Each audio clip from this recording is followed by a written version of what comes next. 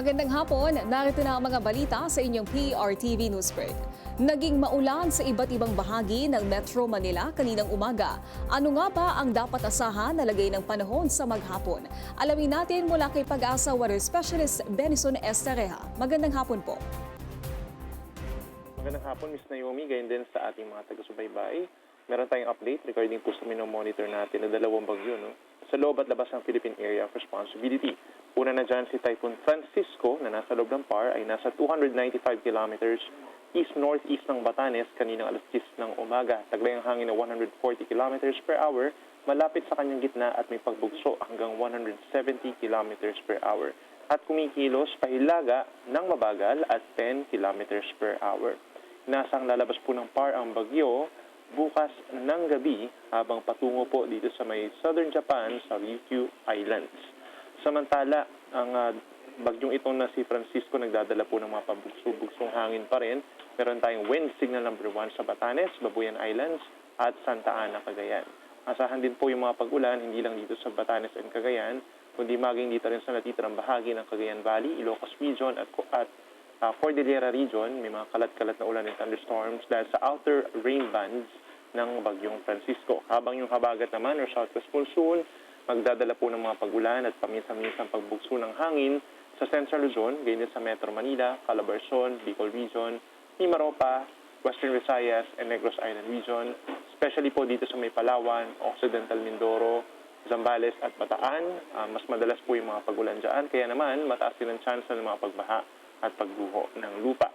Pagdating naman dun sa isa pang minomonitor natin na bagyo, ito po ay tropical storm with international name na Higos at huling namataan ang bagyong Higos, 2,120 kilometers east of Central Luzon.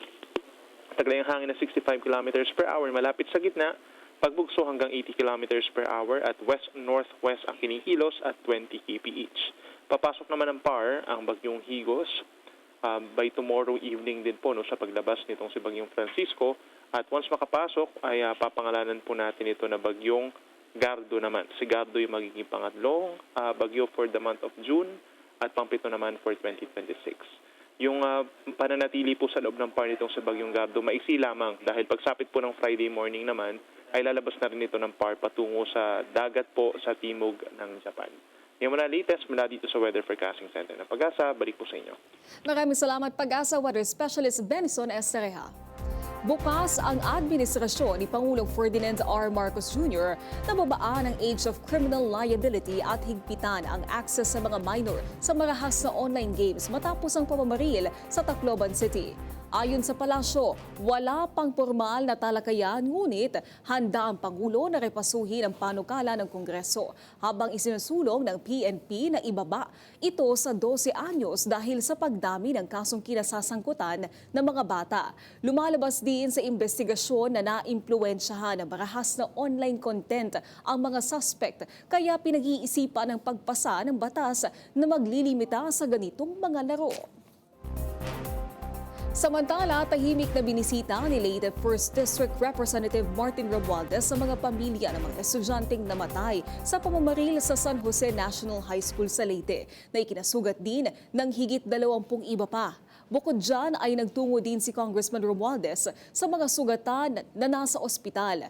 Nagpahayag ng pakikiramay at nagbigay ng agarang tulong si Romualdez sa mga naulilang pamilya. Tiniyak ng mambabatas na tututukan ang investigasyon upang makamit ang hustisya, kasabay ng panawagan ng pagkakaisa at panalangin para sa mga biktima at kanilang mga pamilya. At yan ang mga balitang nakalap ng inyong PRTV Newsbreak. Live kami sa free-to-air Beam Channel 31, Signal Channel 31 at sa YouTube. Tumutok din sa aming social media accounts sa Instagram, Facebook at TikTok at PRTV Prime Media. Ako po si Naomi Tiburcio. Magandang hapon.